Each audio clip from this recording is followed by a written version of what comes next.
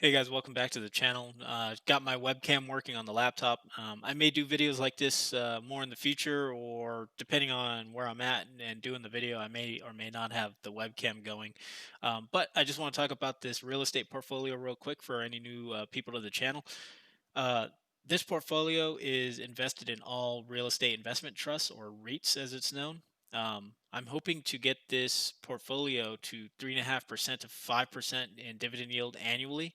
Um, through investing in safe, stable companies versus the more volatile, riskier investments out there. Um, the last time anyone saw this portfolio, I was at about $1,000 or under $1,000, I believe, and now I'm at 4,000, and that's because I dropped $3,000 into the portfolio um, June 12th. All right, and the new slice of the pie that I added is called strip center REITs or shopping center REITs, and I'll go over what they are here in just a moment. I want to talk about the div yield of this portfolio since I added those two new positions. So as you can see, my dividend yield has increased. The last time you guys saw this portfolio, I think it was at like 3.36% or 3.38%, something like that. With the addition of the strip center REITs, my overall dividend yield has increased to 3.66%. Of course, this is all subject to change. It depends on how the companies adjust their dividends or whenever dividend dates or distributions happen with the dividends. So this yield is always subject to change. I don't want anyone thinking that if M1 Finance says it's at this forever. Um, so with all that said, let's take a look at the two strip center REITs that I invested in. So as you can see, this slice of the pie is actually producing a dividend yield of 4.75%, and I only have two companies in here. Just a little bit of background on these two companies. FRT has been around since 1962, and Regency Center Corp has been around since 1963. We'll talk about each in just a moment. I also want to tell you guys that I'm going to be talking about what a strip center is because most people don't know what they are, but I can guarantee that you've been to one at least once. Um, but, anyways, let's talk about FRT real fast. So FRT is actually producing a dividend yield of 4.61%.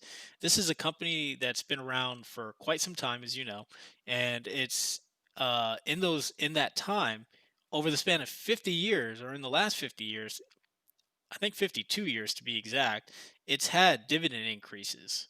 So I invested with them because one, they're a company that's been around for a while. They're very stable. Their dividend has been increasing over a prolonged period of time.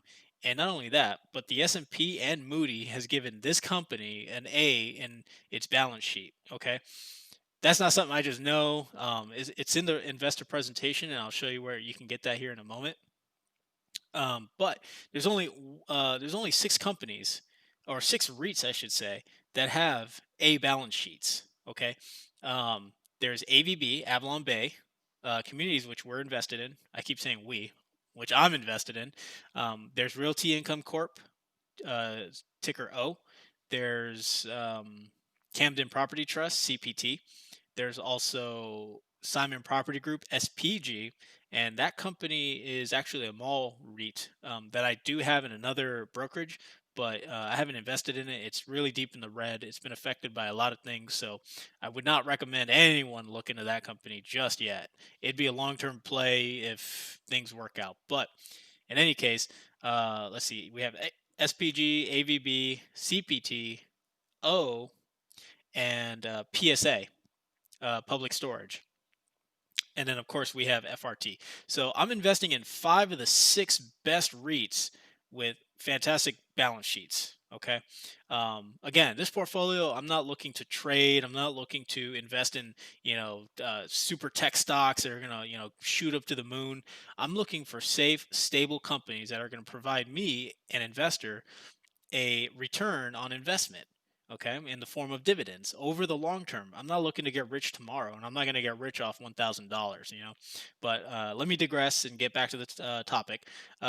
I also want to talk about Regency Center, so I'm going to go back here. Okay, maybe not. Let's go back to my pies. Real estate, strip centers, reg. So let me just talk about Regency Center. Like I said earlier, it was a company that was actually founded right after FRT in 1962. So this company was founded in 1963. Over the last 4 years, it's had dividend increases. Uh, i- According to S&P and Moody, it's given Regency a the score is kind of weird, but it's given it like basically a B rating in their balance sheet, which is also very good. I think it's BAA1, which is strong outlook, and then the other one is BBB plus, which is also a strong outlook. So I do like Regency. It's been around for a while. I was invested with Regency prior to 2020. In January of 2020, I sold all my REIT positions, got out, dumped it all into an index. And then here came the pandemic and crashed everything. So I figured, hey, might as well get back into the REIT game. But that's Regency. We know that it's producing a dividend yield of 4.91%. It's a very good company. The two companies are very similar in that how their investing strategy is, their portfolio, uh, kind of where they're investing as well. So that's that's two companies that I'm investing in. Let's talk about strip centers and what they are. Before I move on, real quick, um, both companies are actually a part of the S&P 500 list. I don't know if that was really a deciding factor, but going through both their investor presentations, I thought that was just pretty cool that they listed that. So I feel pretty safe with these two companies. So let's take a look at what Federal Realty Trust has actually done as a REIT and what they did, kind of what a strip center is. So this is their investor presentation. I think it's Q1 2020. You can find this on their website. But this is Assembly Row. If anyone's from Boston, like yours truly, I remember this in 2006 or 2005 even. This was just empty lots, empty land, at warehouses. There was really nothing going on for it over here. I think this was Good Times, or maybe this was Good Times. I can't remember. One of these buildings was Good Times, and then they shut Good Times. Think of what Dave and Buster's used to be, or I'm sorry, what Dave and Buster's is now. Good Times was that. It was really good place. But anyways, they shut down. So here comes FRT. They buy the land up. They develop it. They're developing it for some time. I remember driving this highway to get to work, and I'd see all the construction happening here. And then this is Assembly Row as it is 2 years ago. And I'm sure maybe it's a little different now, but this is what FRT was able to do with land. It was basically they basically take it, they develop it, um, then they bring in tenants. It's an outdoor shopping center. It's very diverse. It's not like a mall where everything's closed in, and they only have really just retailers and maybe like one or two restaurants and a food court. And I'll explain that in my next picture. Whoop. So this is what Assembly Row looks like today. Um, I remember very fondly walking down this. I think it was probably like around maybe Christmas time because they got all the lights up. But you have restaurants along the sides. This is a AMC movie theater. I believe this might be the apartment complex. This is a garage over here. They have gyms here, I'm sure. Tons of bars. You know, very diverse. I'm not sure if they have like a Whole Foods here or some kind of grocery store, but the point I'm trying to make is these strip centers, they have a diverse tenant base. So with this pandemic currently going on, some of their tenants are obviously going to take a hit, but they still have some businesses that are essential. I think there may even be like a CVS or like a drugstore type of pharmacy there. But these companies are still there. They're still paying their rent. You know. So FRT is still able to get some income, and then I'm able to take some of that profit as an investor.